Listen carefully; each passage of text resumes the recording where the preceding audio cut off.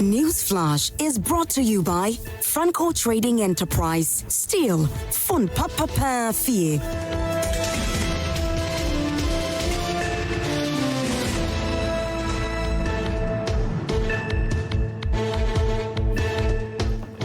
Hi there, thanks for staying with us here on Prime Morning. It's always a pleasure to be here to serve you. And this morning we're celebrating 68th independence of the Republic of Ghana and the journey thus far. We have too much to do. We have a lot of things to talk about. We've come that far. Everybody has talked about tents, the economy, the people, security, and everything that makes us Ghanaians. But we're excited that we always get to have a beautiful time like this. Don't forget, like I said earlier, the independence celebration today will be a bit different from what you're used to because it's been moved from the Black Star Square to the seat of government, Jubilee House. Now we're going to see for the first time how that is going to pan out as the current government has decided that they want to cut costs, and so they moved that to the Jubilee House. I can't wait to see what happens this morning with regards to that. But of course, we're here to talk about issues that matters to you as well. You can join us and send your messages to us, and you can do so on our WhatsApp line, and you can also go on Facebook. We're streaming live on Facebook. You can go there and share your thoughts with us. Now, what do you make of this country? I think that we should add that to the conversation this morning. Tell us about what you think about Ghana after 68 years.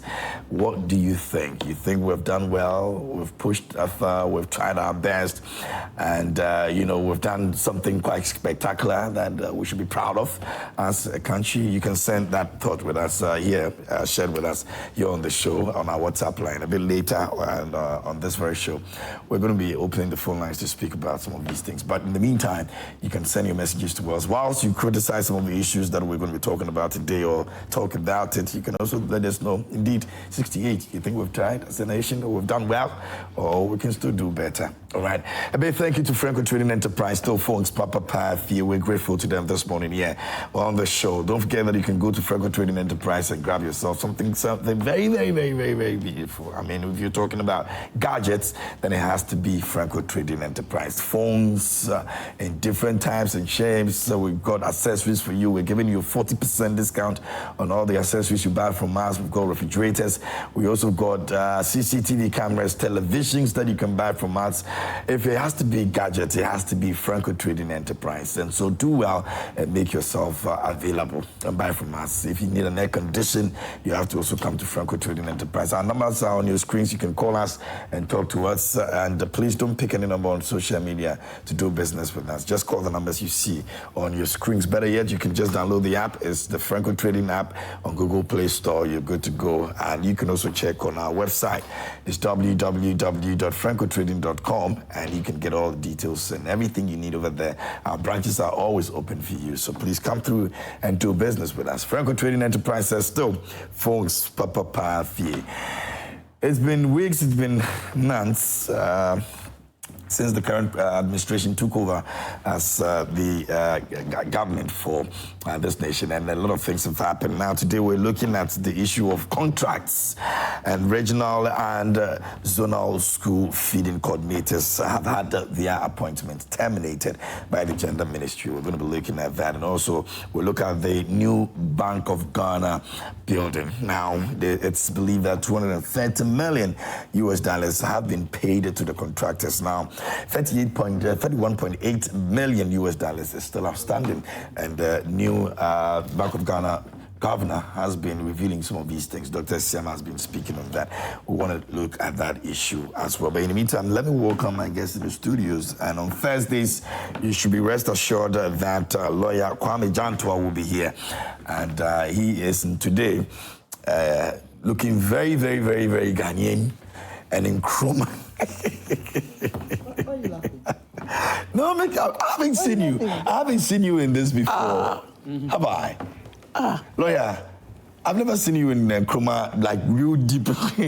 I'm an Nkrumah. I know, but I've never seen you in a real Nkrumah shed before. Why shouldn't I? It's always in your beautiful kaftan. Yes, the day hasn't come. This is the day. This is the day. This is the day Nkrumah made. That one, I'll say it with all alacrity. It is the day Nkrumah made. Without expecting anybody from anywhere saying anything. Let them come and say it. I will stick to it. This is the day Nkrumah. We saw what we didn't see. And if President Mahama, if I have to advise him, he should do what Nkrumah did. Nkrumah, good morning, our viewers. He toured the entire country and realized the people don't understand what UGCC is saying. Don't understand it. Formed the CYO, came back, said to the UGCC big shots, we need to have a youth group. CYO would be our youth group. That was the youth group? Yes, where they can go out there and also promulgate our independence struggle. Said, no, we are not in for that. We are not in for that. It was the CYO who now pushed Nkrumah to leave and form his own. That is what President Mahama should do with 111 hospitals. They have the 5K men. We don't have 1.7, 1.9, 1.4 billion dollars. We don't have it. How much money are we asking from IMF? 3 billion. Where are we going to find 1.7 or 1.1 billion dollars to build 111 hospitals? Where are we going to find that money? So what he should do, bite the bullet. They'll use it as politics. Yes, the MPP will say yes, and you said you will stick to it. 16 hospitals he should build, every region one, and not district hospitals.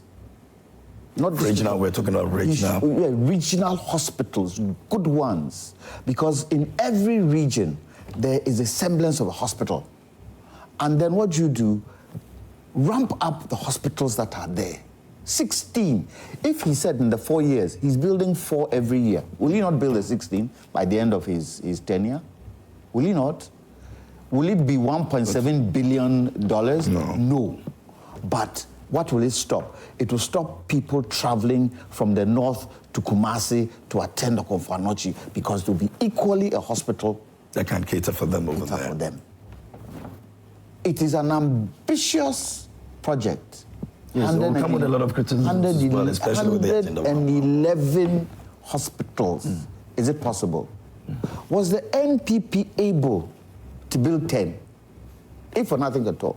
Were they able to build 16 for every region? This is district hospitals. Were they able to do it? It's one thing building the hospital, and it's one thing equipping the hospital. You can't... Staffing. Yes, you can't equip... let's say staffing, we have nurses. We can... readily available. Yes, are readily available to get in. We can get doctors too in there. But do we have the wherewithal to staff those 111 hospitals? Do we? Let's call a spade a spade. Where Ghana sits today, we don't have the money. So we should forget about the one. I'm not saying... And concentrate on regional ones. I said we should re-engineer it and say 16 hospitals. Let them say what they want to say. Because they themselves, were they able to complete it? No. They weren't able to complete it. So all this banter, and then it's 1 million, they are just wasting our time. We are looking for results. So President Mahama bites the bullet and say, yes, it was an ambition. He's already said it's an ambitious project. Yeah. It's an ambitious project, but for every region to have a hospital, we'll build 16 good hospitals in every region. And then when you finish, the specialized areas, like the sickle cell, blood, with the other kidney issues, the kidney issue. These are very major ones. Major ones, specialize it in certain hospitals. And then gradually, next 4 years, build more. Next 4 years, build more. Within the 20-year period, we would have a strong health system. Lawyer, you'll be looking at 4 years just for you. Great things here. What I'm saying, does it make sense? It makes sense, but it's the next 4 years, build more next 4 years. But that time, no. I'm not saying John Mahama alone. I'm saying anybody who continues from there. Because health is, look, if you sit here today, and something happens to you health-wise, would you be able to work? You might have all the money in the world. Yeah. COVID showed us, didn't it? Yep. All the money in the world. If you don't have an effective health system, forget it. If you don't have an effective agriculture system, forget it. If you don't have an effective energy system, forget it. This is affiliated to air and water that we have to live with, that our bodies require. So we can't mess around with it. If we can do it, let's find an economical way to do it. You need Sikano. Yes, you will Sikano, but we are not managing the Sika well. You try to tell me that Galamsey can't be done properly and generate the gold alone would generate massive amounts of money for this country. But personal interest and greed from politicians and also from us. We are part and parcel of the problem. We want to talk about politicians, but don't want to talk about ourselves. And if this country is, look, it's what? We're 68. I'll be 68 in November. Very soon, in the next 30, 40 years, I bet your bottom city I won't be on this earth. What about you? You would have gotten to my age, wouldn't you? We've achieved political freedom. Have we been able to achieve economic freedom? That's a big question this morning here on the show, but let me engage as Kwame Griffiths also as well. You have some more fond memories of Nkrumah as well. Yes. I mean, in addition to the youth group, I think, the main reason why Nkrumah, there was an attempt to get rid of him and he decided to break away. I think that was at the Salpon Congress. Yes. Was ideological difference. He believed that we can't wait. We should have self-governance now, as opposed to the UGCC saying that we should have self-governance in the shortest possible time. So during the Congress, I think it was in 1949, that was where I can tell you the story. The difference became... Oh, you do that? I would love you to share that with us. The difference became very clear. And at that time, they had found a letter which he had written, comrade, the word comrade, which was associated with the Communist Party. So they sought to use that against him. And based on, I think that was the reason why he went to jail, right? And then based on that, he decided to break away, form the CPP, and they started nicknaming them Veranda Boys, which he took and then used it against them. And I think he won the elections 3 times. Yes, the first one was in 1951. Yes. The leader of government business. Yes. When he was actually at Jamestown prison. He was in prison when he won that. Yes, and the paper that was given to him, I don't want to mention that on air, for other things, he used that to write speeches and whatever, and passed it on to the public. So, there's a lot that people don't know about Nkrumah. I have done a lot of reading about him because, whereas in Ghana, they don't rub it in your face all the time. If you live anywhere else, especially in the US, everywhere you go and you say you are from Ghana, hey, Nkrumah. Yeah. So it's important that, we go back and learn the history. Nkrumah was a fantastic person who learned from so many leaders, some of whom I can't even mention on air, but at the end of the day, we also know what he did for this country.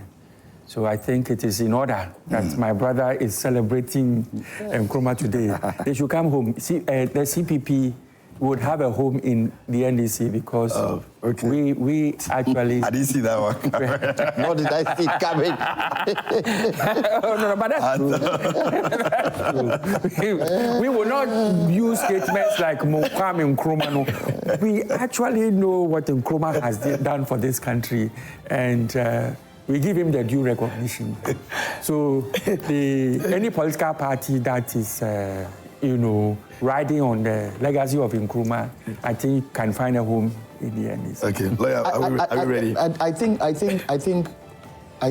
it is not the person Nkrumah that we should celebrate all the time. It is, can we learn from what he did? He's the only president who wrote 9 books during his presidency. Only president. 9. Go read those books. They are relevant today. Yeah, fantastic books. Let me tell you the story of what Osei Kwame was mentioning. This is a salt pond where they had a meeting. The CYO people were agitating that something needs to be said. They had a deba. And Nkrumah decided to announce his resignation from the UGCC. So next to Nkrumah was Pa Grant. Pa Grant was the gentleman who financed politics in this country, UGCC and all that. He was a rich guy. We haven't even celebrated Pa Grant.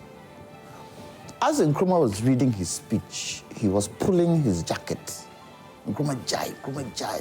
Nkrumah didn't mind him because the youth were behind him. Jai. So he made his announcement. And there, after making his announcement, 3 people, my father, Kwame J, and Yabwa, asked for paper, wrote a letter on the back of my father and said, take this letter to Kumasi, go and give it to Prempeh II, and tell him I am bringing my new CPP to Ashanti region. This story was told to me by my father. My father said when they got to Menchia, because he's from Menchia, he's the son of Menchia, met Prempeh II, gave him the letter. You know what Prempeh II said to him? He said, I have nothing wrong with Nkrumah bringing his political party to Ashanti. However, he should know he will come and meet his natural enemies here. You saw or you heard the kind of violence that went on in Ashanti with NLM and all those. Molotov cocktails being thrown, bombs being thrown, people being killed. Professor Kose's father, he was then handling Ashanti. He had to run back to Mampong. And so Nkrumah knew that for Ghana to be able to get political independence, they needed to fight for it. And he fought for it. Today, don't we have free elections? He also knew that to get political independence, you needed economic independence. So when he came into power, what did he do? He started industrializing. He even went as far as getting a nuclear reactor for Ghana. Exactly. Because he knew energy was key. That is all the way 1964-65. Thinking far ahead. And this is how I expect our leaders of today to be able to help Ghana be economically independent. Because as I said earlier, we are not a poor country. The natural resources we have, countries like Singapore don't have it, but Singapore is the first economic country, isn't it? First world country, isn't it? Yeah. Why can't we do it? Why can't we bring our country, Ghana, first? The people of this country, the leaders of this country, why can't we bring our country first? And in bringing our country first, and you see the ironical thing, Nkrumah used the youth. Why can't we use the youth to put our country in a better shape? But where we stand today, with those street lights, roads not good. School feeding, problem. education What are the major issues problem. we're looking at? A lot of things that by now Ghana in 68 years we should have been able to capture economically, we haven't. Our economy is handled by foreigners. Look at the telecoms industry. Look at the retail sector. Malcolm, third generation. Third generation. Look at our imports. Look at our agriculture today. Why? Housing. Energy. Look at all the sectors of the economy. All seem to be limping. Why? I expect President Mahama to be strong. I expect President Mahama, he only has 4 years, to be able to prioritize those things that would catapult this country going forward after his reign. Unfortunately, he only has 4 years. If he doesn't prioritize and he tries to do everything, he will end up doing nothing. Why? Because he would have strung himself so thin that he wouldn't be able to achieve those critical pillars that would move this country into the next generation. Great. And that is a challenge that he has to be able to overcome before he leaves in 4 years. Very well. So that would match us straight into our very first topic. And our lawyer mentioned the issue of feeding, school feeding, and all of those. And I would like to start with you, Osekwame. Now, it has to do with the feeding coordinators and the appointments. For the purposes of our viewers now, let me just touch on a few of this. This says the Ministry of Gender, Children and Social Protection has terminated the contract of all regional and zonal coordinators under the Ghana School Feeding Program with immediate effect. And a statement, official statement dated 4th of March 2025, Dr. Agnes Na Momo Latte announced the mass termination, thanking the affected coordinators for their service to the nation. And I quote, says, please be informed that the contract of all regional and zonal coordinators of the Ghana School Feeding Program are hereby terminated with immediate effect. The statement read now, the terminated staff have been directed to visit the GSFP Secretariat to receive their termination letters and to complete their handover process. Now, the thing is this, reasons for the terminations were never actually told them in any way. In a country where we want to make sure that we're able to bring everybody together. Now, I read from one of the NPP secretaries is warning that in 2028, when they also assume office, they will sack all NDC members who are working in state institutions. How do we solve this problem? You've been there. You've been in positions of such nature. You've seen your own letter given to you. Yes, I read my letter here, and I think that, first of all, mass termination is never a good way to go. Why is it not a good way to go? Because you cannot say that 100% everybody who is in such positions is not fit for purpose, and therefore they should all go. That's number one. Number two, even if it is so, I mean, assuming without admitting that that's the case and that they should all go, the problem that brings is that you are going to bring in new people and they would have very limited mentors and people to learn from because they are all new. So it's never the way to go. However, let me say that the efforts of this administration is to review and revamp, retool, some of these initiatives, such as school feeding, which is some of the reasons why some of the kids even go to school. When you go to the rural areas, some of them go as a result of the meal, apart from the fact that it has other benefits, the nutrition and the fact that,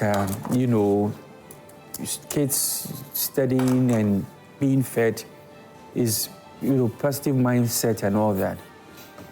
So it's always a good thing.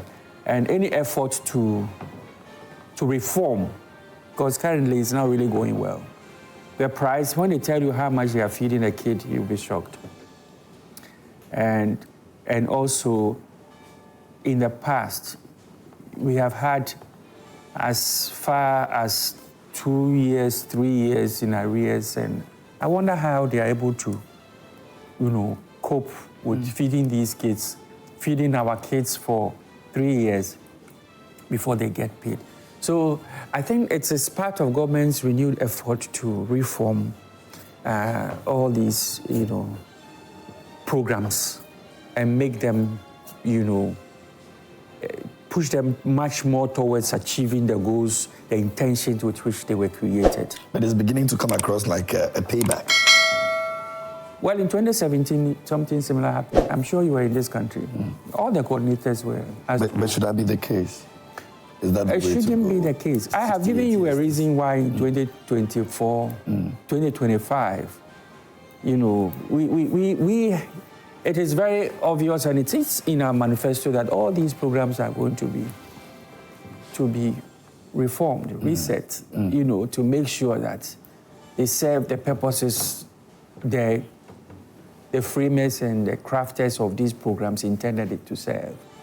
So at least that tells you that some of these things, and it's not like these people cannot reapply anyway. There's an avenue for them to come and apply and then show off their experience and knowledge in these programs as a reason why they should be brought back on board. So it's not really, I'm sure a good number of them will find themselves back in the, but that is how the minister has chosen to implement the reforms that she wants to do. And it's early yet to be able to start saying that, to deduce other motives behind what she's doing. So I think but it's even more problematic when you don't have reasons for why you're doing it. You don't give them reasons why you are doing that. Wouldn't it be fair if you tell me that, okay, I want you to go, come back, I want you to go and reapply, I want you to, but if you say you've terminated it without giving any reason?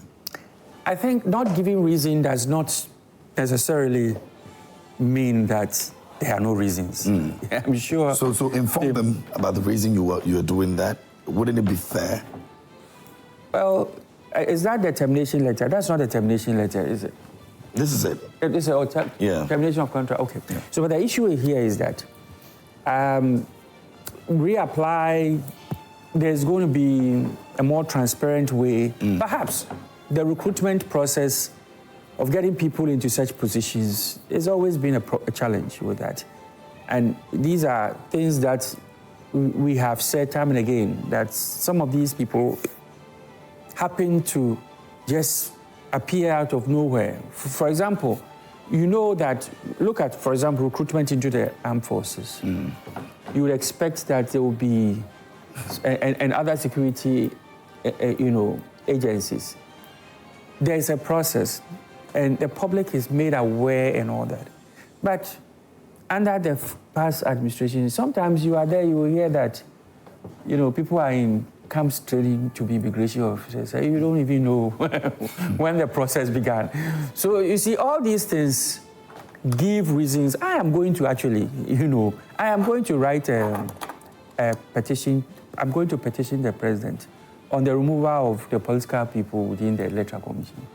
This is something that I would have even done had the MPP won. Because I believe that, with Nanado in place, he would never do something like that. But my petition is going to give, reasons why it should be so. Institutions like the Electoral Commission should be very neutral. And I would urge in my petition that in the appointment to replace such people, we should not look for people who would come and do our political bidding. We should look for people who would be transparent, because one of the things that is the saving grace of this country is the fact that, every Ghanaian knows that if you come and you don't do what you are supposed to do, you can appoint all the judges that will do whatever, all the police that will do whatever. Come election, if the people say you go, you go. Yeah. And I think that we should cherish such, you know, as this aspect of our democracy. So, I mean, in that light, I intend to do that writing. It's going to be a pain in the neck to do because I have a lot to review and bring to bear. Why?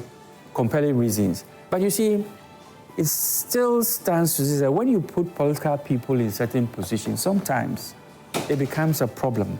And people see it. Look at Bank of Ghana. Yeah. Which is our next topic. Yeah. When did they make these payments? Just in February, they made huge, about, is it 90% of the payments that are supposed to go to the country in February? Doesn't that tell you that when you leave certain people in place, sometimes, you know, they do things that they are not supposed to do. Either because they think they are on their way out, or they don't really care what happens and what names are, you know, the government is being called, you know. So I think that it is early yet to start, you know, criticizing the minister for what she's doing. Okay. Let's see the process to replace them, how transparent it will be, you know, how non-partisan it will be, and then we can begin to say some of these things. Okay, very well, thank you. Let me go to lawyer. I believe that for everything you do, you need to give a reason.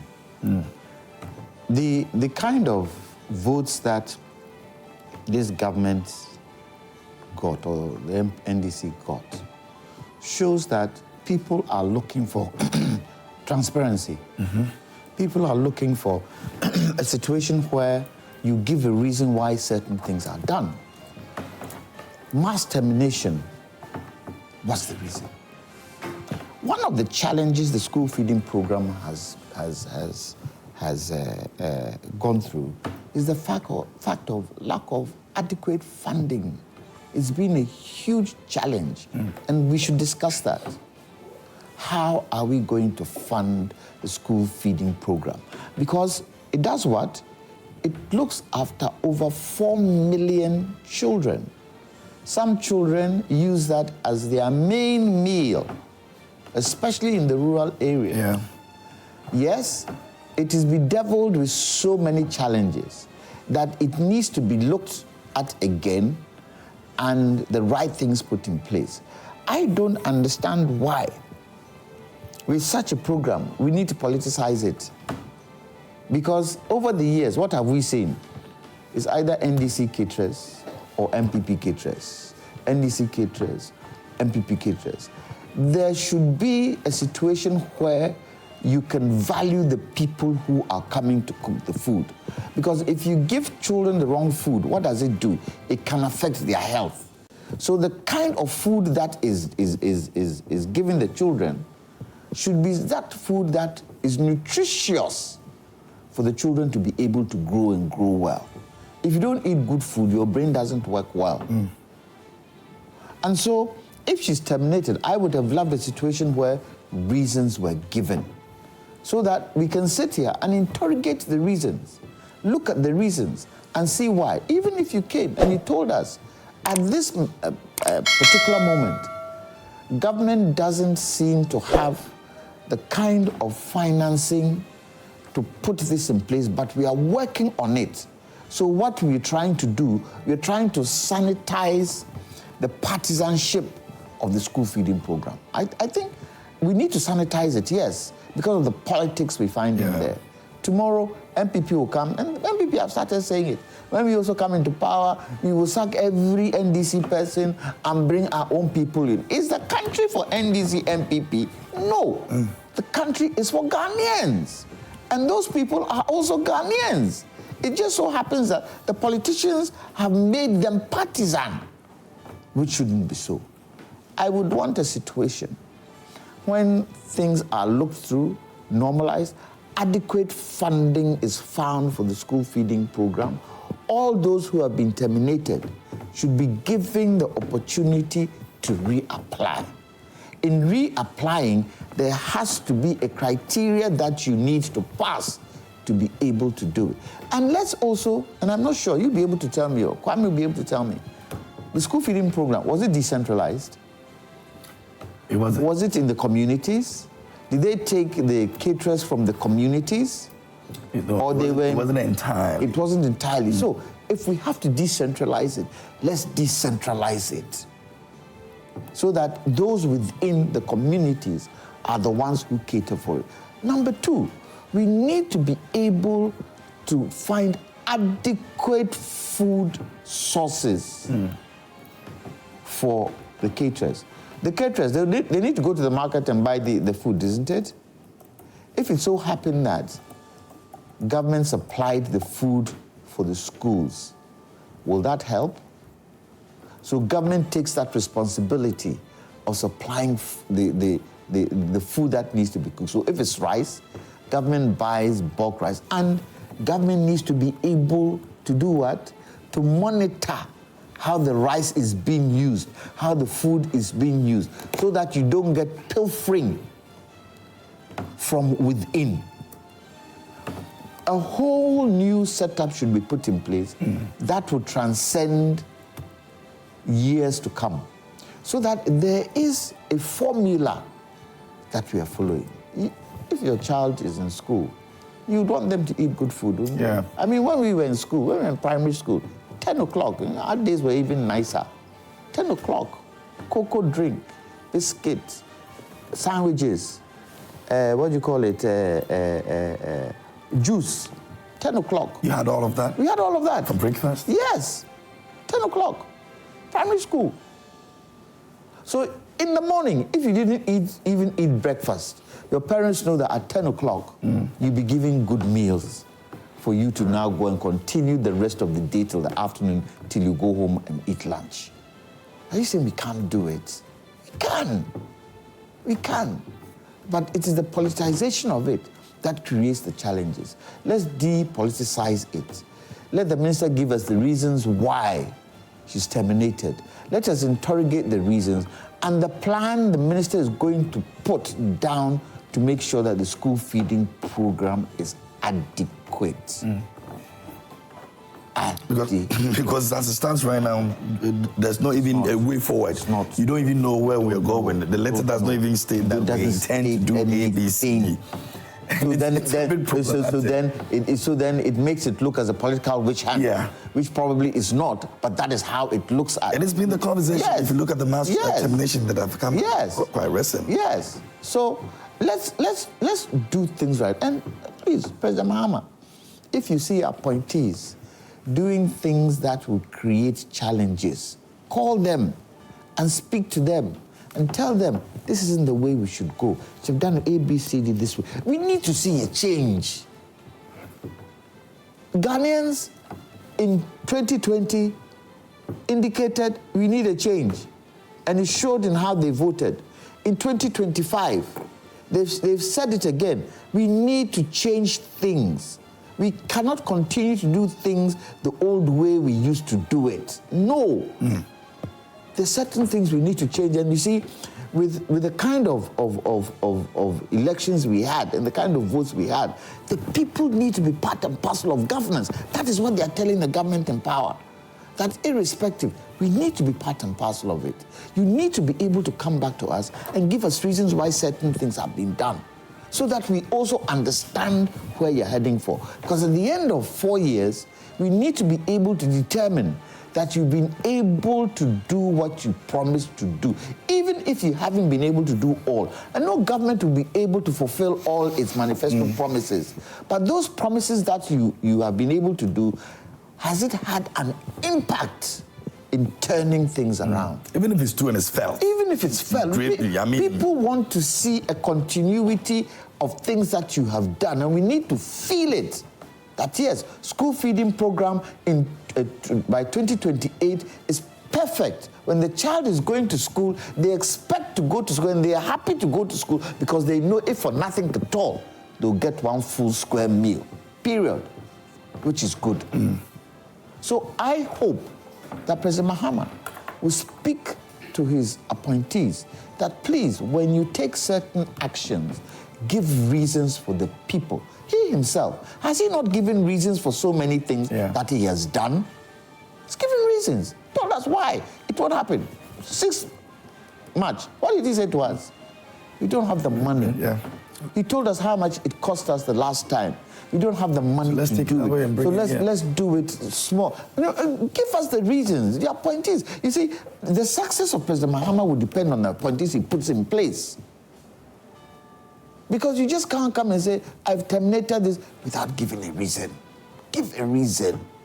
Even if your reason to you or the people don't see the reason to be logical, give a reason. There'll be a certain number of people who would look at the reason and say, well, we think that is right. And then we can delve into some of the nitty-gritties that don't make the school feeding program work. But if we come and sit here and conjecture, it's probably because of this, or it's probably because of that, it is not helping anybody. So I hope, going forward, this government is how many days old? Oh, getting to 60. 60 days. We're getting to 60 days. 60 days. Sometime next week we should be. Let me ask you a question. 100 days is how many months? We're looking about 2 months. 100 days. 3 months and a few days. Regional Minister, Greater Accra, we are waiting. You haven't heard from the regional minister yet? What did she tell us in January? She's headed to certain places and closing down. She will light up the entire Accra in 100 days. Did she not say that? Yes. So we are waiting. When she started with sanitation, and she's not doing bad with it. I said when I was coming, it was dark all through. You gave us 100 days. You light up the whole of Accra. We are waiting to see that. You see, when you make certain statements, know that you can fulfill it. Because the people aren't waiting for you. And if you're not able to fulfill it, you're creating problems for your leader. Because whatever you say, it is assumed that the leader has agreed to what you said. So if you said you're going to light up Accra in the next 100 days, we expect it. You won't take any excuses because it's dangerous. Today, there was on my way here, Achimota, there was a gentleman on a bicycle. The bicycle had no reflectors on it. He himself was in dark clothing. I nearly hit him. The one riding the bicycle with no lights was wearing... There's no reflector. Normally, you must have reflectors on the bike. Yeah, so people know you are... The Road Safety Act says you should wear a reflective jacket for people to see you.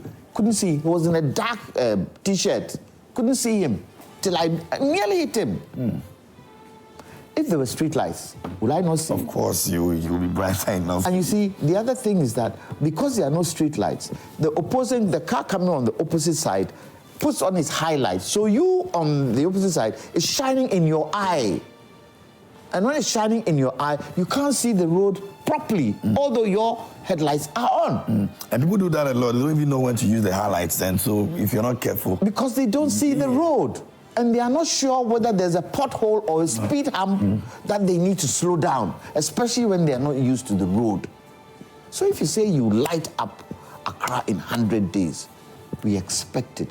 Even if you can't light up the entire Accra in 100 days, those principal streets that need lighting, motorway to McCarthy Hill, light them up. Because what does that do? It shows the intention of you wanting to do the right thing.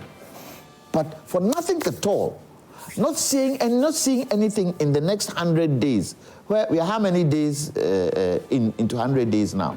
You said it's how many months? We're getting to 60 now, so we're 60 looking at now. around 40 days. Let's see what you come and tell us, because nobody held your hand. Nobody put a gun to your head to say what you said. So if you said what you said, you must have known where those lights were going to come from. I didn't see that as feasible. If you even said, in the next 6 months, in the next 1 year, we will try our possible best to start with motorway to McCarthy Hill.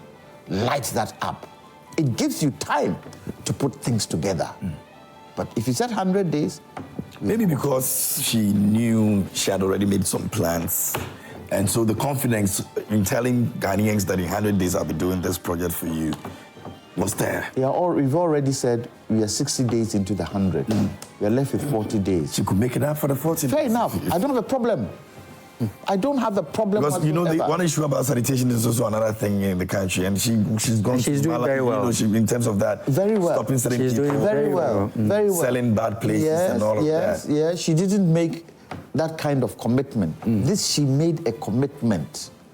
Okay, just as Mahama also did with... Yes, made a commitment, and we expect you to do what? To abide by your commitment. Look, the street light issue is close to my heart because... We did a special report on that. I mean, consistently we've been talking about challenges on the roads. Yeah. It is not safe. The other day I saw, around 10:30, I was leaving the office. I saw a woman walking, and I said to me, this is not safe. It's not safe. Even for a man, it is not safe when there are no lights on the streets. It's not safe. Ghana today, a lot of people look up to Ghana. A lot of people. When they visit and they come and see the state of our roads, they ask themselves, is this the Ghana that we know? And so we expect, there's a huge burden on this government to make things right. Unfortunately, the last government wasn't able to. Let's see how best. And I don't expect them to be able to do everything. But those fundamental things that would help this country grow, let's do it. Galamsey is one of them. Galamsey is something that, look... You see what has happened to Ankobra now? Yes, they've dammed it. Blocked everywhere. They've dammed it. It can't move anywhere. And what are we doing about it? You see, the president had an economic dialogue. Yeah. I expect him to have a Galamsey dialogue. I expect him to have a Galamsey dialogue because that directly affects the life of the Ghanaian. In any way you look at it. The water bodies, that's where water comes from, isn't it? Yeah. So he needs to have a dialogue on Galamsey. And that dialogue on Galamsey, one of the things he should look at, and we should look at it closely. Yes, initially you might say it will cause civil strife, but we need to do it. We need to be brutal. Shoot to kill. Shoot to kill. How can you dam a river? And then we go and do what? We clap for you? We go and arrest you? No. Shoot to kill. Kill a few of them, and you see what will happen. Kill a few of them, and see what will happen. Some of them have bazookas. Some of the weapons those people have, our armies even don't have. But you've got to bite the bullet and do the strong things to stop this nonsense that is going on. Yeah. Gold is good. We can't make gold bad because gold can save this country, but it has to be done right. And people can't take what you call it. Look, the 2464 forest reserves. Yeah. The one that we're not been able to even lay our hands. Have we been able to do away with it? President Akufo-Addo promised us, he hasn't done it. President Mahama is in. We expect that to happen. We cannot continue mining in our forest reserves. We cannot. It has to stop. The last minister says that we can't even hold on to 9 of our own. Yes, we have to It's stop. completely not... Look, Parliament... 9 of them. I said, Parliament should quickly dissolve that law.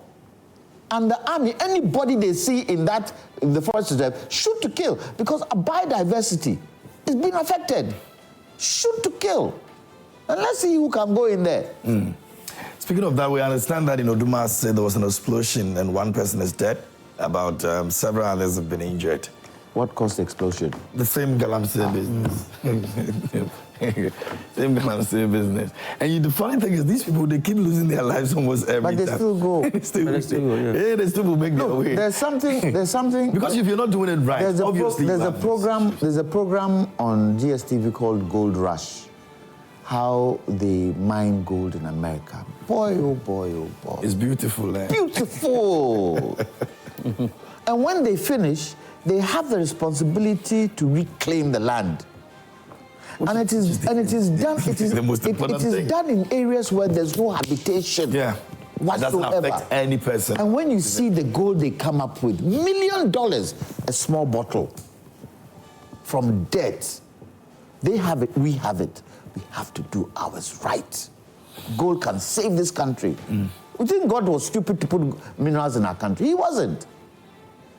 And we go and pray to God, God help us, God help us. He's watching, he's looking at us to change things because we have the power to change things. I'm not sure whether you saw the new,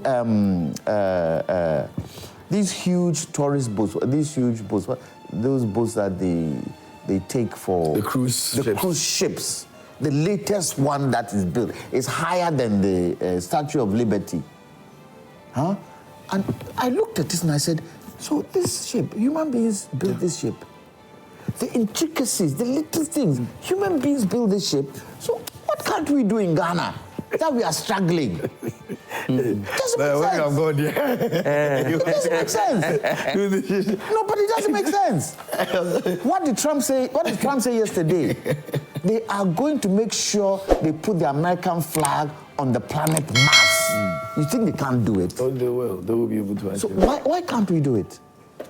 Maybe why can't we do the it? first person to go and put it there. Let me do some messages from our viewers. This one says, good morning, KMJ. I think it's wrong allowing our leaders to read what they term the State of the Nation's address, because Ghanaians normally vote based on the economy and the actual state of the nation. Minorities should not think they are the few wiser men, wiser than we, the majority of Ghanaians who voted because we voted based on reality.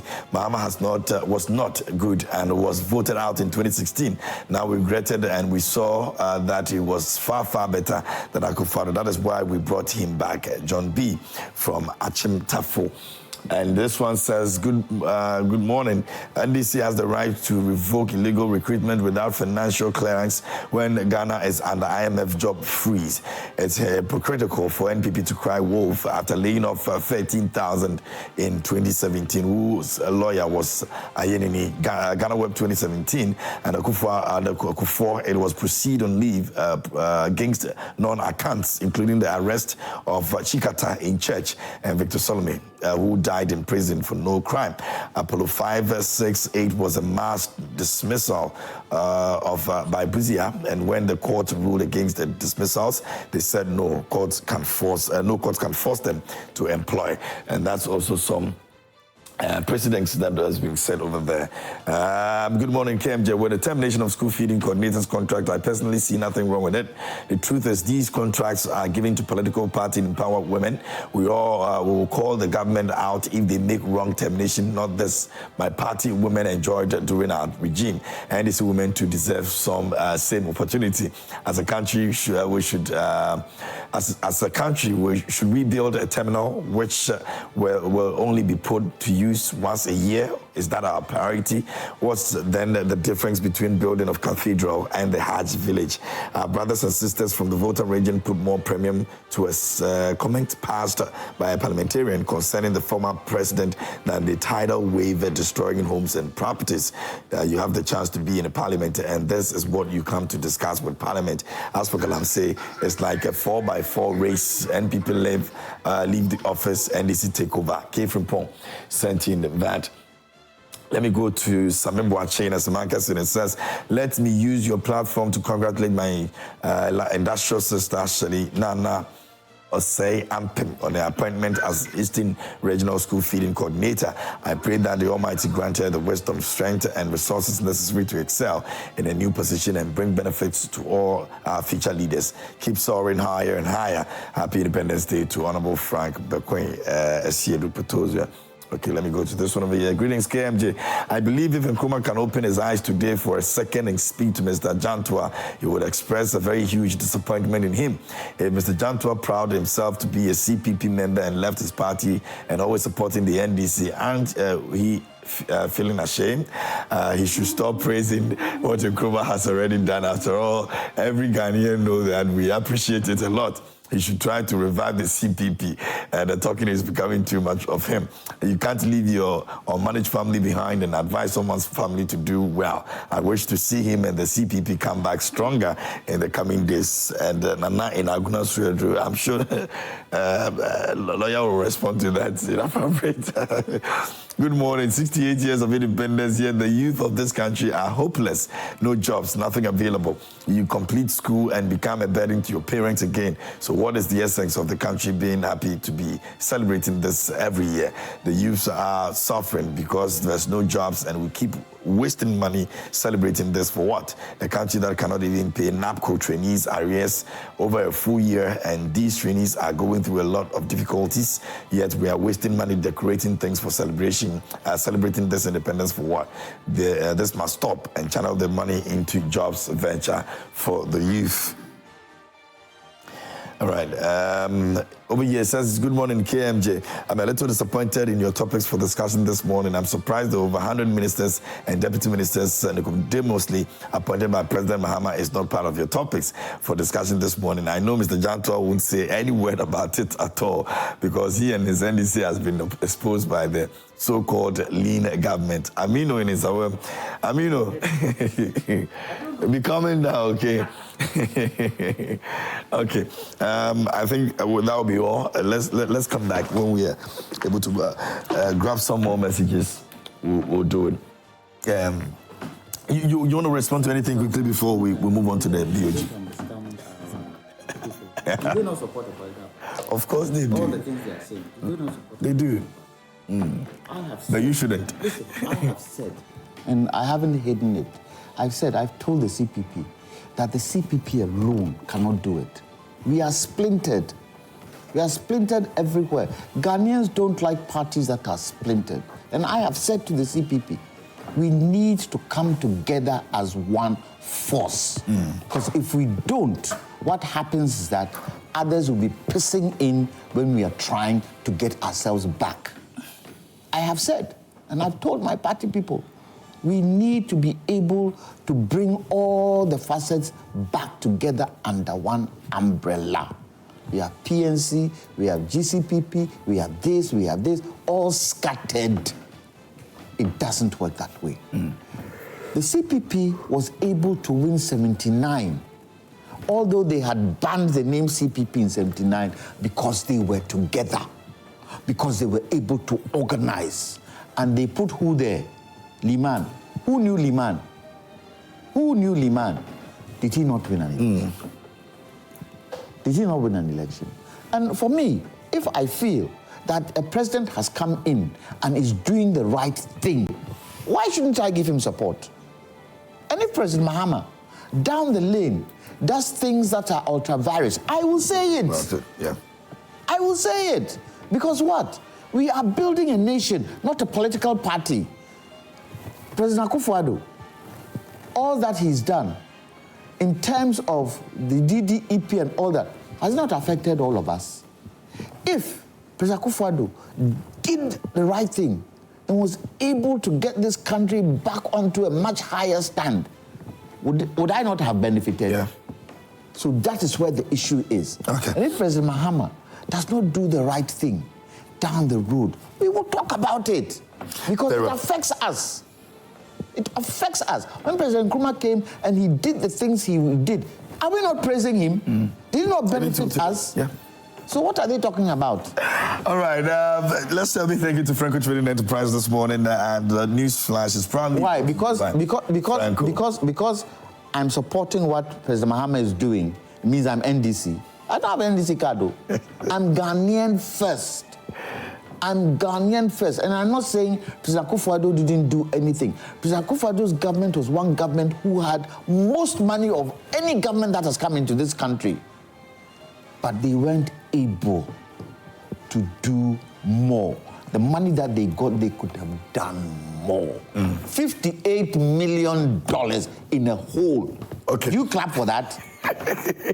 Talking about that, which of course has to do with buildings, let's move on to the BOG conversation. But we've got something, a report that we want you to take a look at. And then when we come back, we'll have the conversation. It's $230 million that has been paid. Now, the outstanding, according to the new governor, Dr. Siama, is $31.8 million. Take a look at it.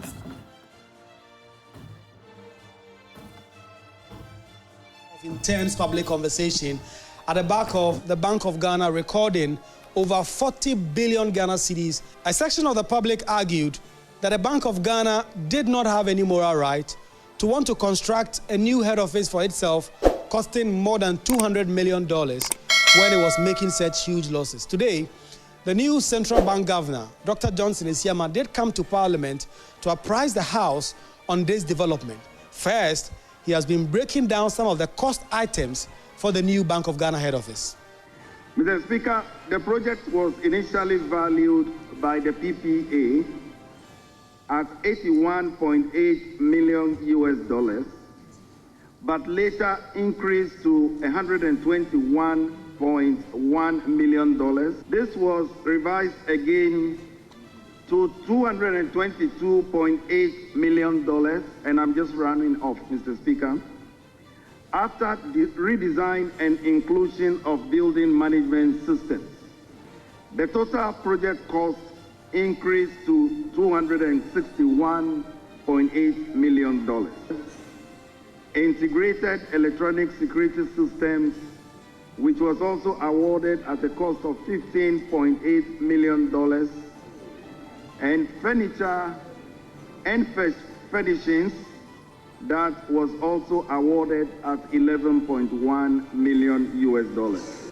Dr. Johnson Esiama explains that a new board of the central bank appointed by the president will institute a value for money audit as soon as they are sworn in into that project to ensure that the state was not shortchanged. And we intend to seek authorization from the board to engage AESL for a value for money audit into the new building. We believe this will bring clarity to the matter, and we believe this will bring closure to the issue of our new Bank of Ghana building.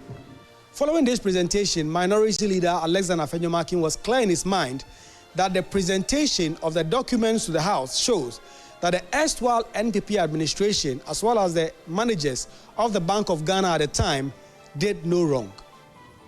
The allegation of irregularity today has been put to a peaceful rest. But Mahama Ayariga, the majority leader, at whose instigation the Bank of Ghana governor was in Parliament to offer this briefing, was very much taken aback by the Bank of Ghana's head office ballooning from an initial cost of $81 million to the now $261.8 million. You have come to tell Ghanaians that in spite of the fact that PPA says go and construct a property valued at 81 million, you have gone and ultimately you have maneuvered and you have constructed a property worth $261 million. We want you to explain to us how the price moved from 121 million to 222 million, which is 83%, when the square meters moved from 73,000 to 107,000, which is 46.6%. For me, these are the critical questions that must be answered, in addition to verifying the actual work that was done. Parliament is requesting the new Bank of Ghana governor and his team to apprise the House on the outcome of the value for money audit when it is done, when the new Bank of Ghana board is sworn in. But the debates and the political haggling on both sides as to the utility of the central bank spending $261.8 billion. And that's Dr. Johnson Pandit Esiama speaking at the floor of Parliament and what exactly those monies were used for. Now, there's a certain breakdown, and I'm sure that we'll be entering into it. But let me start off. How did we get here? First of all, let me retell the story in a way that would bring to the fore the issue that, the reason why everybody is freaking out. In January of 2020, Bank of Ghana formally requested approval from PPA to construct a headquarters building at $100,857,942 US dollars. PPA reviewed and did their own value for money and cut the cost to 81 $81,882,640. So PPA takes 100 million, say, okay, this is overpriced. Cut the cost to 81 million. Now, 8 months later, Bank of Ghana cites changes and pushes the price up to 120 million. These are the changes they cited. They say design and structural changes to make it earthquake-proof. Listen to this. Meanwhile, we have had 8 minor earthquakes in Ghana since independence.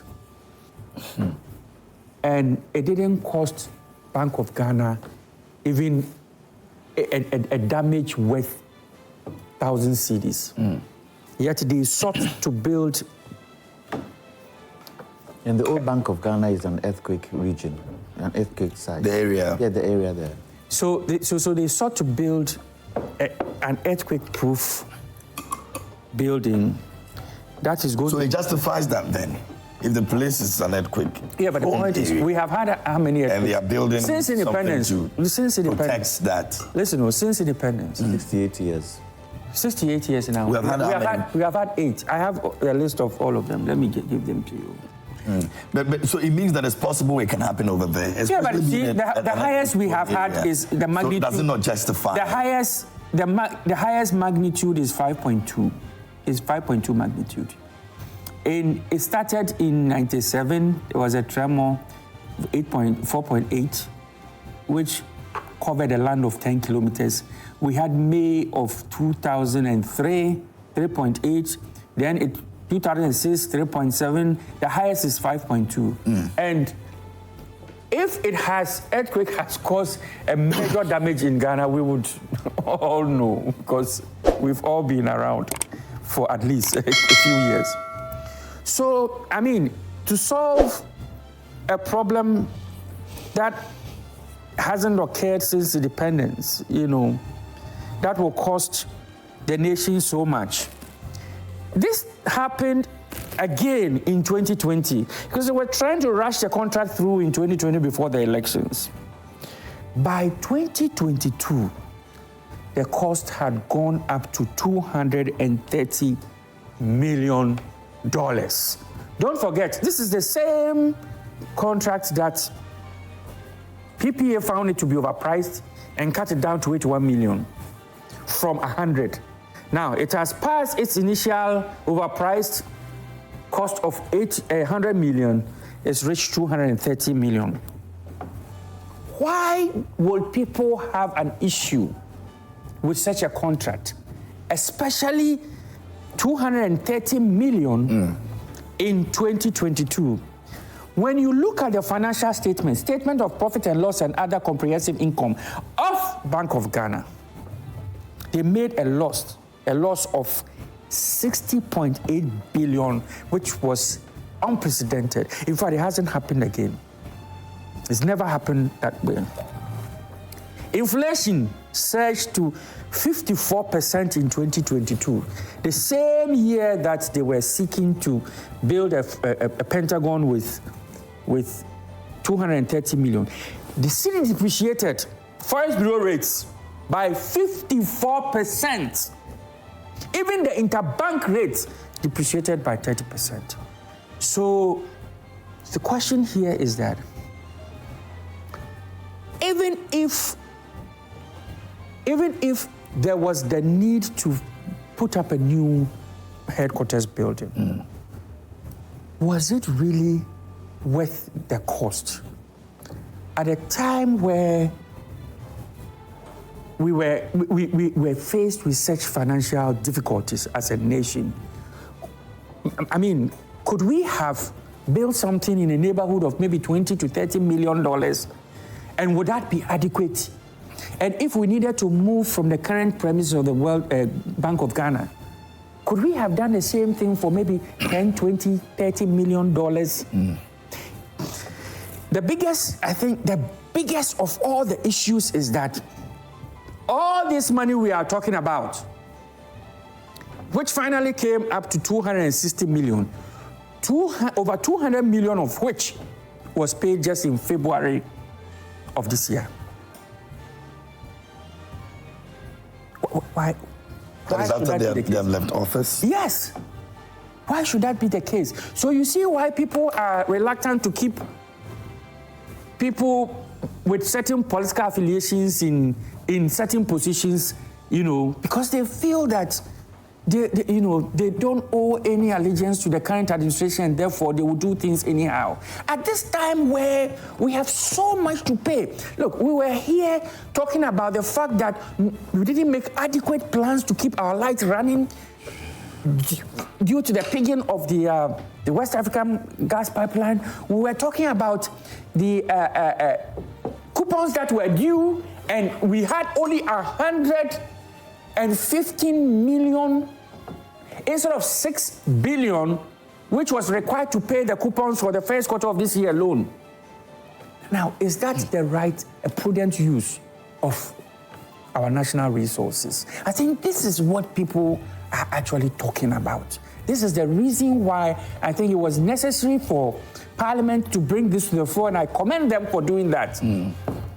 And I think it is way overdue for us to initiate a very strict value for money audit on this matter and bring to the fore, you know, because if PPA at that time under the Nado's administration found 100 million to be overpriced and cut it down to 81, how in the world do we push 81 to 260 million? And what kind of furniture are we buying that will cost the nation $11 million? What kind of furniture? Look, I have the furniture breakdown that was supplied to schools. That's ridiculous, but... In 2018, 65,790 pieces of furniture. Let's put a cost on it and see even if it will get close to half of that money. In 2020, 54,000. These were furniture that was given to schools during Nado's administration. 2021, 69,000. 2023, 40,000. So, I mean, if you put all this together, you will still not come close to this cost. That one building, the furniture we are putting in one building, the furniture under Nado's administration that went to all the schools will not come close to that cost. I mean, what are we talking about here? I think that this country is not only important to make sure these people are brought to face, you know, the full rigor of the law of our country. It is important not just to punish them, but to also set an example that you cannot, because people have voted for you, do things anyhow. And I mean, do such things to the nation. I don't want to use certain words here. And I think it is important that this is thoroughly investigated. The value for money audit start from PPA under Nado's administration. Reasons why they said 100 million was too much. What were the reasons assigned? And how did we get to 260? Okay. All right, very well. Thank you. Lawyer. You know, I think one of the major challenges we have is the process by which we choose the governor of the Bank of Ghana. The Constitutional Review Committee that President Mahama set up should delve deeper into some of these things. Because, you see, political affiliation would always play a part if it's the president's responsibility to do what? To choose the governor of the Bank of Ghana. And you would not want to go ultra-vires to what your president who has chosen you says.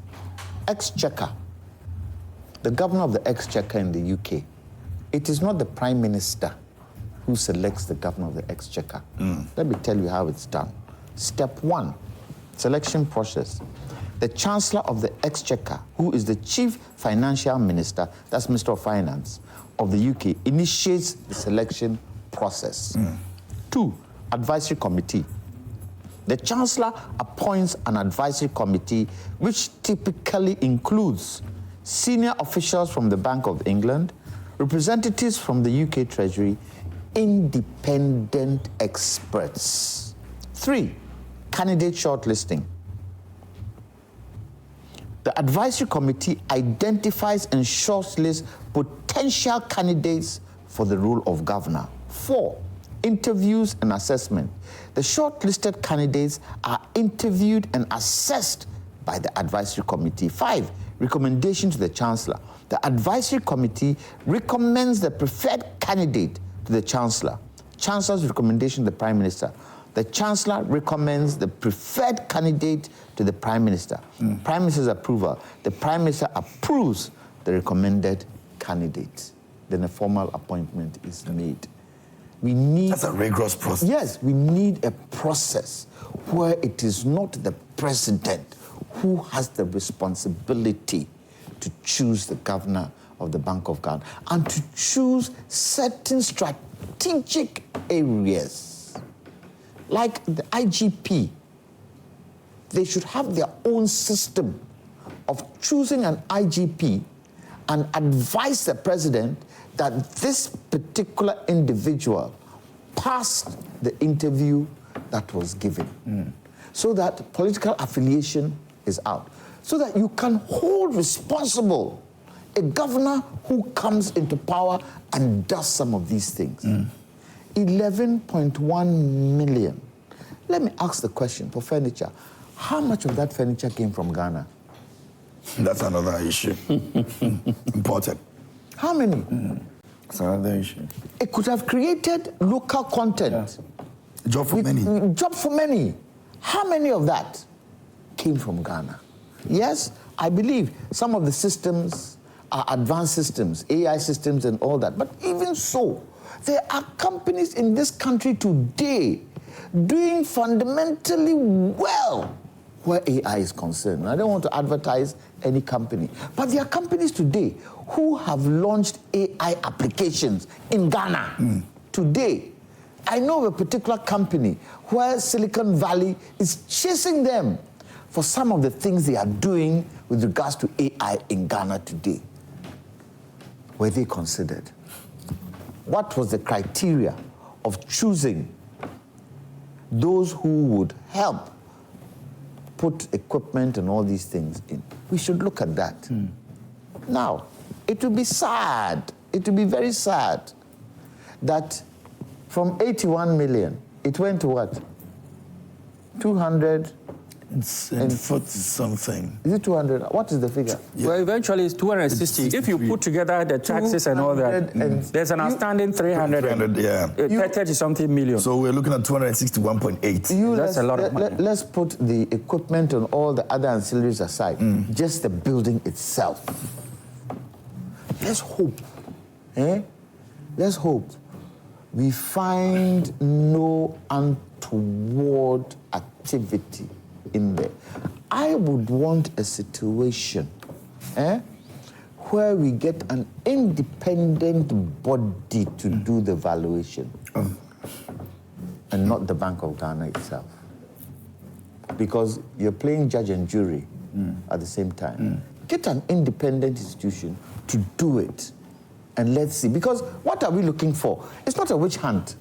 We are looking for value for money. Yeah. That the money that has been put in there has been used to the benefit of that building. It's a fantastic building. No if you look at it from, it's a solid building. What it means to have a building like that for that institution. I do agree. Yeah. I do agree. We've had the old premises since independence. Yeah? And they even face challenges with those with the old premises because of the sea and because of the way a lot of things get rusted, the air that blows, because of all of that. So I don't have a problem in building a new Bank of Ghana building. I don't have a problem with that. But yes, we need to be able to assess the cost and whether the cost was value for money. I believe, and if I were to advise President Mahama, I'll say to him, get an independent organization to do the valuation, so that nobody down the road, MPP comes back to power in 2028.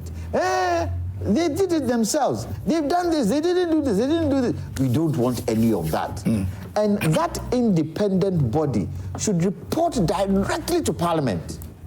Directly to Parliament.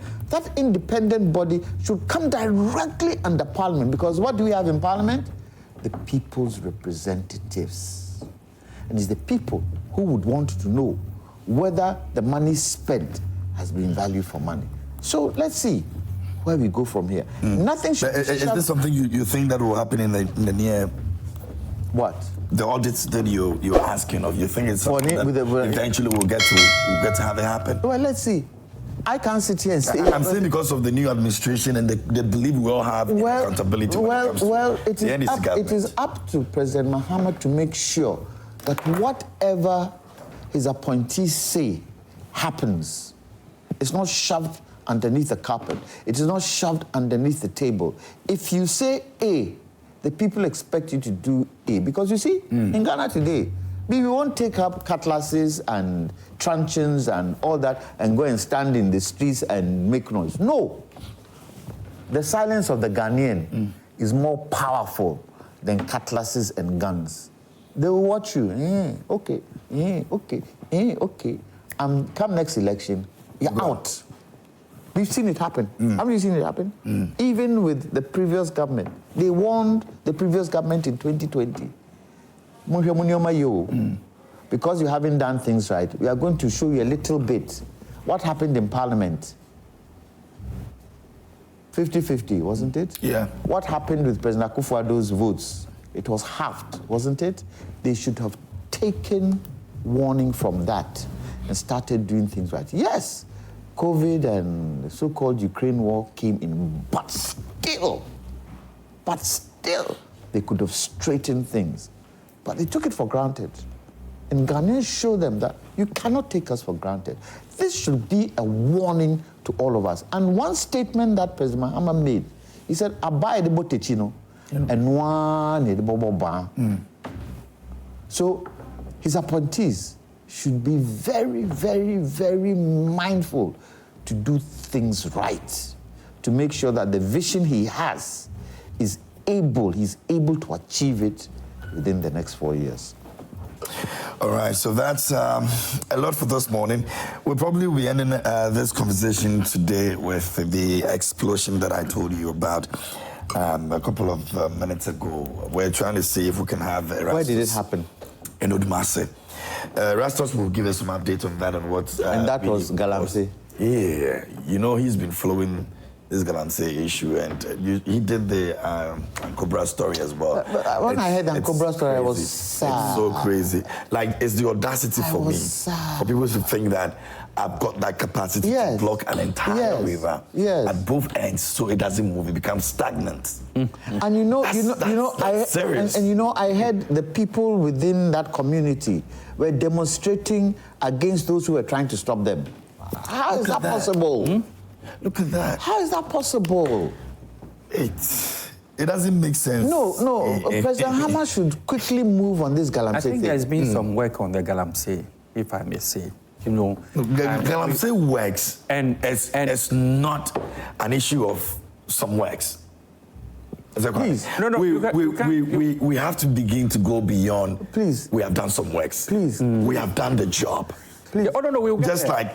like lawyers keep saying, shoot to kill if we have to get to that point. Remember when the minister spoke in Parliament, the figure he gave, just about a week or less than a week, when the president spoke, it had reduced. So it means that we had claimed back some of the forests thing.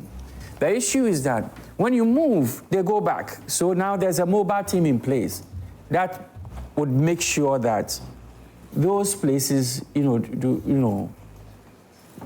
don't get reoccupied by the Galamseyers. It's not just the military, the task force that will do this work. We also need to look at the laws and strengthen them.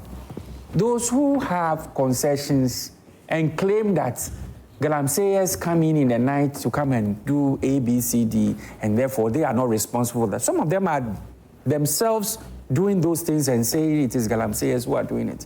So we need to strengthen the laws that, regulate some of these spaces to make sure that if you are given a concession, you are totally responsible for whatever activities goes on there. And if there are any illegal activities, you are held responsible. So there's a whole comprehensive, look at approach to some of these problems that we have.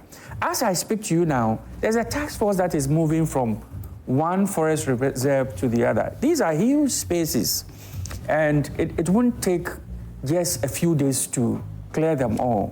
But at least there is progress. Unlike before, when everything was just happening anyhow. So it's important to make that distinction that as we speak now, the situation is not really worsening.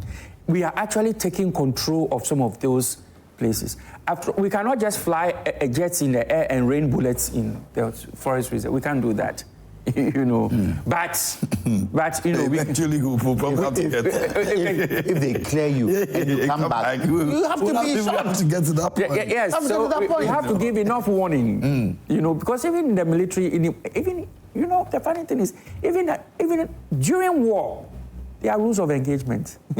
Let's put the rules of engagement in place, but that not rules of engagement. We shouldn't just sit. I remember one time when we were on our way to Iraq. I was on a ship, a warship, and when we got behind Iran, they leveled their weapons, pointed their weapons at us. Boy, the ship this is a guided missile destroyer. We could have leveled the entire country within a matter of hours, you see. And when you point a weapon at us, you have technically engaged. Engaged, yes. Yeah. Because you don't point a weapon at anything that you don't intend to kill. Survival of the fittest. But the captain did something that was wrong. But that's what saved the day. He said he called general quarters and kept us at our battle stations. But we moved slowly and passed.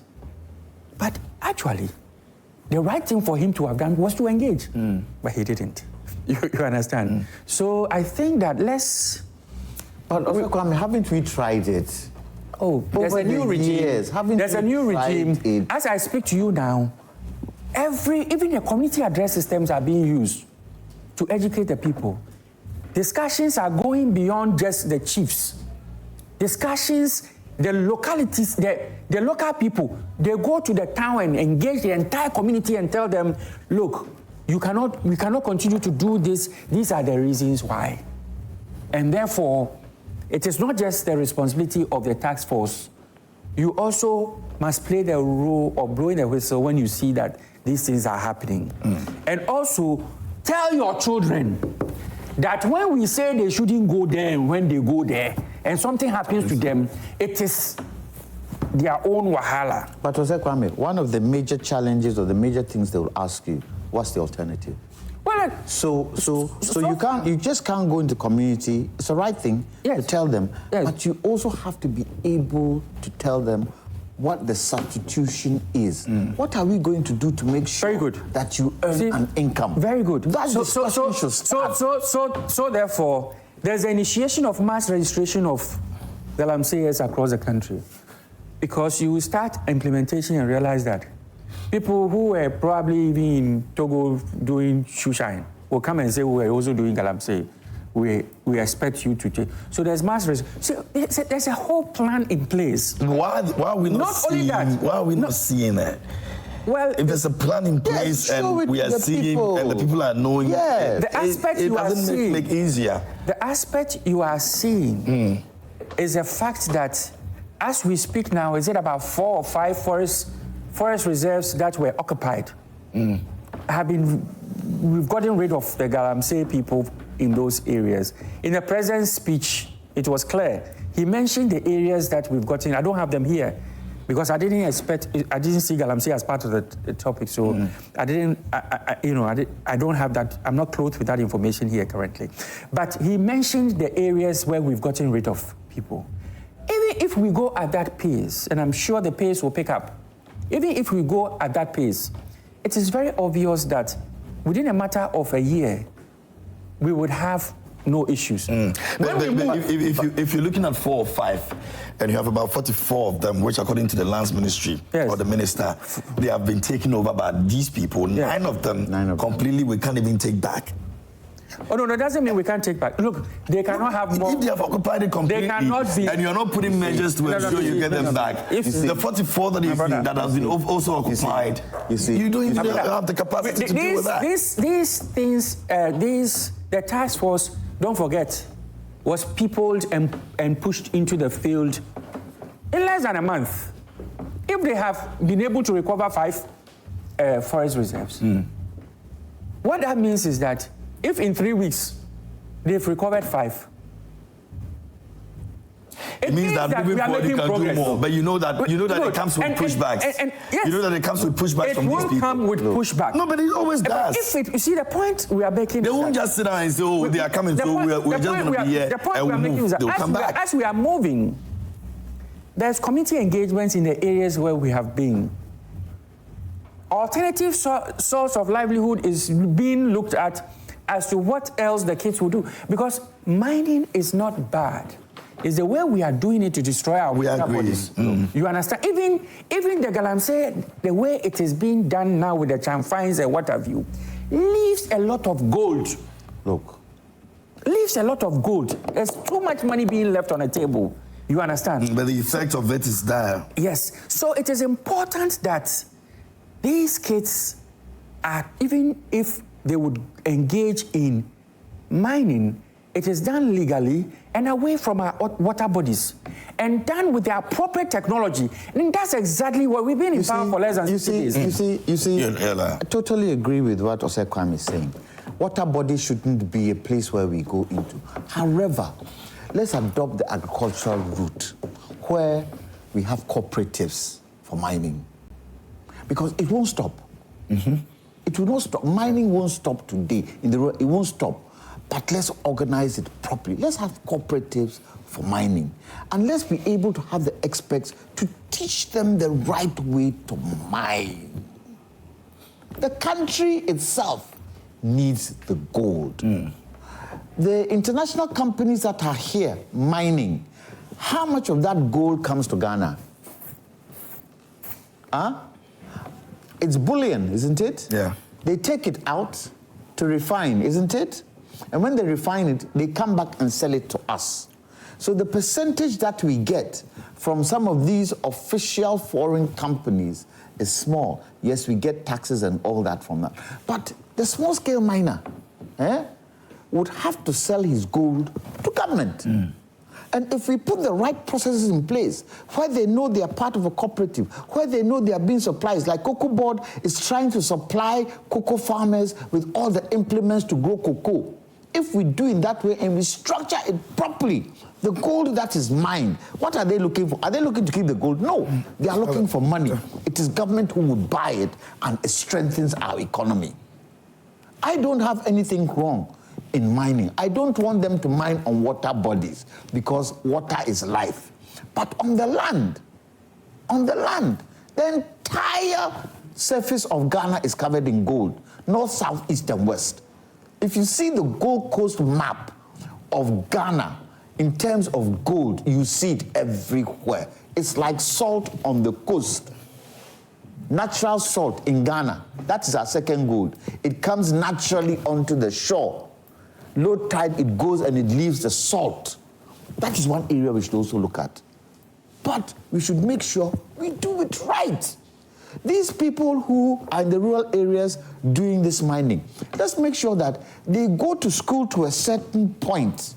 And if they decide to go into mining, it is done right. We need the gold. No two ways about it. Look, it's best to save your money in gold than to save your money in physical cash.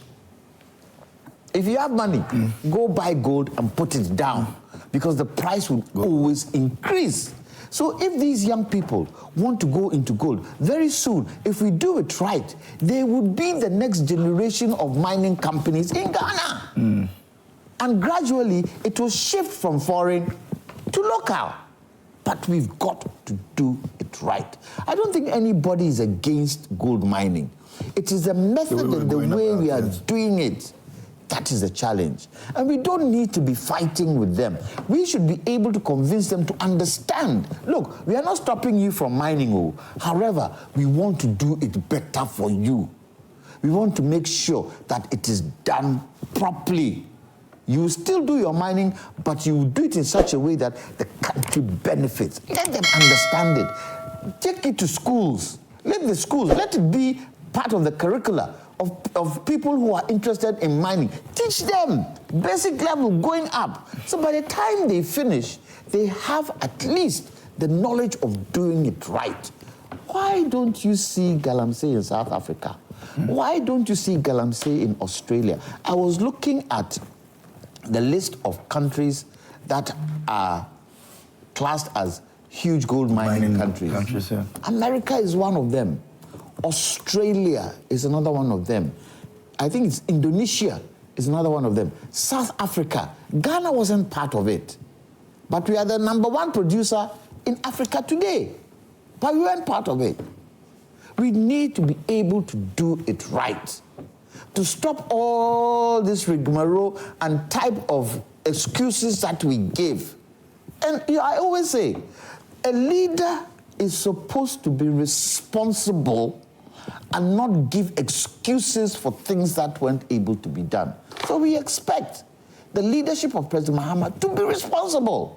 We will not take excuses down the road that, we weren't able to do it, we weren't able to do it. Do it, and as you're doing it, let the people know you're doing it. As you asked Osei Kwame, what about this, what about, you should be able to say it. Important. Very important. Give me a moment. Let me go to on grounds. Erastus Donko, he's been championing this cause for years, and he's actually one of the few people that has put his life on the line for this, and he's at the explosion site right now. Erastus, if you can hear me, my brother, good morning, how are you?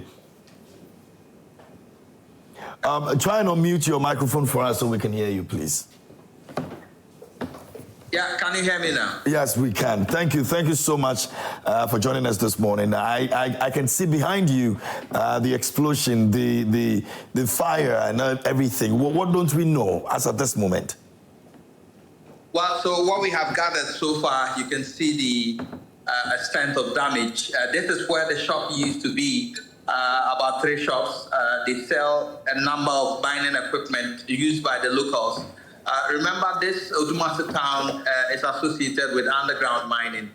Many of them have been mining underground using explosives to blast and recoup rocks for processing for gold. So these shops you see here, they were selling explosives, dynamite within these shops. They were also selling other things used by the local miners. So you can see what they are salvaging over there, pipes, pumps, generators, and other things that were being sold here. But you can see that it is a compound house where people sleep.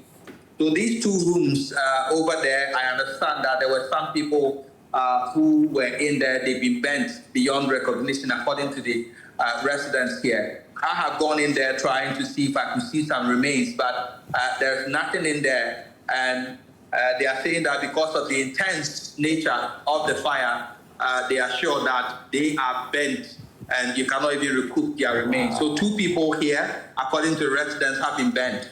But one person who was also here when the fire started was trying to tell the fire service people not to approach because he knew there were some explosives in here. We understand I've seen videos of him and how badly injured he was, his arm severed and part of his face blown away. He has also died. So if we are going by these accounts, then we have 3 people so far who have appeared dead from this explosion. Quite a number of people have also sustained various degrees of injuries. I understand one gentleman has been rushed to the Komfano Teaching Hospital because of the severity of his wounds. Others who have also suffered other degrees of injuries are currently receiving treatment at the Konongo Government Hospital. Let me turn my camera for you to see what is happening here at the moment. So this is a compound house where people used to stay. The two shops were in front here, so you can see the two shops were directly here. If you look at the debris, you could see motor chains, motor bicycle implements here. You could also see mats that the galamseyers normally use to wash gold over there, being salvaged by the people. Some of the shops are not totally consumed, and so they've been salvaging these items from the shops as well. You could see the fire still smoldering over there. And if I go closer, you could see the items that were being sold here are basically implements used for mining here in the town. Erastus, are we aware whatever the reason for this explosion is? Did somebody cause it? Have they been able to give a reason to that? So it's not clear if arson is part of this, but I'm told by the residents that they saw fire approaching from one end of it, and they thought that they could quench it. But many of the people who were around at that time did not know that there were quite a number of explosives within the shops. And so one big explosion went off first, then it threw the whole community into a state of frenzy, people running for their lives, dust everywhere. Then the second explosion went off. So it was the third explosion that caused the fire tender. It broke the windscreen, the driver collapsed, and so the firefighters could not approach. So I must say that two firefighters at the moment have been injured and have been rushed to the hospital. If you look at the implements they sell here, explosives, dynamites, pumping machines, so you can see the remnants in here, pumps and other things that the galamseyers use, welding material. So all these things are combustible, and that caused the fire to, rage on and on and on until the fire service finally put it out. Let me zoom in here for you to see the number of roofs that have been ripped off. So houses close by have also suffered some of it. You could see the roofs ripped off. If I go to the other side, you could also see one building over there with the roof totally ripped off in there. Quite a number of injuries as well being reported in various houses far away from the scene. So that is the situation here. It's a mining town. They mine underground. Many of the houses beyond this place, you could see it sinking already. It has killed one woman before. Her toilet sank into a galamsey pit not far from here where we are standing. But mining in Odumasi continues unabated. All right, before you take leave, I see some of the youth surrounding the area and looking at the situation. Now, are they gripped with fear and what moving forward galamsey or illegal mining can do to them? Or they think that it's the usual thing they see each and every day? So this is one of those that has happened. Life continues as usual. I wish I could talk to somebody to tell me, answer that question for you, Brad. Yes, what we do. If one and Tosha, a man first can be different.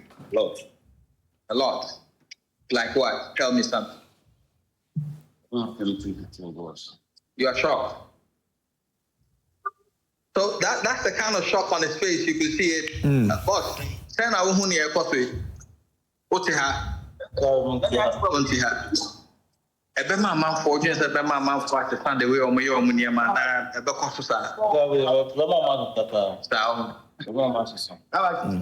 edi na adwen so on be free data bi oh so the yes yeah So they are blasted from undermine of yeah, the shops. From the shops. And you see, really, this is about so big now, Pinasa, we are just, I don't know, we are buying Chama. I will affect it. I said, quite sure. I'm quite sure. That last thing, when your man is standing, I was saying, we go back. I wonder what's no, my month of Faba. And yes, I name my workers. I did be our beton, Kuma. I tell them the problem a bed brain. That's everything. It's already we are high here. And you say, Senenke, Motus me, Daniel Man of 1 and L 100. I do it. I do to last time when your man. Any dynamite me, Tanya Man in Tana. I get it for sleep. The boy is ready for so many days. I'm a 4 man two. I'm on Kabi, 1 4 man two. No many days. I'm more educated. Said a day and Yaman. I think the young of Faba, with the question. Yes, it's my day. That way. It's it. But I didn't say last thing, when your man near the identity of a oh, that last thing, when your man, although say, don't talk about Tagaway, seen a Bama money night. I should be careful among the year question, the year question. So, in just a quick translation, what they are saying is that they think that people will learn from this. One is saying that if it were motorcycle parts and other things that they were selling here, they believe the fire will not have gotten to the extent, the impact that they've seen. And so some of these things should be sent far away from settlements. If people need it, they should go into the booth somewhere and buy it. I was trying to find out from him if they will change their mind towards the blasting method and the method of mining. He said, well, he thinks that people will learn a lot of lessons from this. And I will let you go, but you have been there, you've seen it, you've seen these things happen, they come back again or not. The recalcitrant nature of the people when it comes to illegal mining, in your opinion, you think that from what you have seen and what they are saying, we could hold them, some sort of responsibility? Well, if I go by my experience covering this ground, I would say that it will be just business as usual. Though they will learn lessons about selling it within their settlements. If people get to know about it, once they see the impact, they will not allow it. But as for the mining underground and use of these explosives, I don't think it will change. Very well. Thank you so much, Lashos, and thanks for making time for us this morning. We appreciate you. And please do take care of yourself, my brother. Thank you. Great, and that's my colleague Erastus Asare Donko, all the way in Kumasi, Konongo, Odumasi, and is telling us exactly what is happening with that explosive, and what these people have been doing with them yesterday in the nights. That's what happened, and you can see the extent of damage that has been caused by this explosive. I know, definitely they will not stop. People were asleep. Happened in the shops. So it means it is something that was brewing. And it had been going on probably during the day, and they didn't really notice. Come on. And look at the extent it went. Yeah. Blowing roofs off the houses. This should be a lesson for all of us, shouldn't it? Yeah. And where do they get the what do you call it from? The explosives from. Explosives from. Dynamite and all that. Is it not controlled in this country? Don't you need a license to be able to buy and purchase those things? Don't you need a license to be able to purchase mercury? How do they get it? How? That's $1 million question. Yes. But it's Independence Day, so we'll probably will leave it at that. But your last message to Ghana as we celebrate 68 years of independence, and then we say goodbye. You want me to start? Yeah, I'll start with. Okay, let me start with yourself, Kwame. Well, he's a CPP man. The CPP. So he probably will do it. I think Ghana has come a long way. We've had some ups and downs, and through collective effort of Ghanaian voters all across the country, we have a new administration. So I urge that this new administration is giving the needed support, irrespective of political affiliation, because when it turns out well, it turns out well for the entire nation, not just NDC. To the new administration, I urge that things are done right, and I'm very sure that the president is somebody who would not condone any wrongdoings, within his administration. Those political appointees should do things right by this country so that we can all keep our jobs, because it is very obvious that Ghanaians will not tolerate. We've had enough of, and I see that if we have anything close to what happened in the past, we may not have a democracy in this country. So I think there's a lot on our laps, and we need to do things right for the country. Okay. All right. I hope we can reflect. The next 2 years, the country will be what? 70.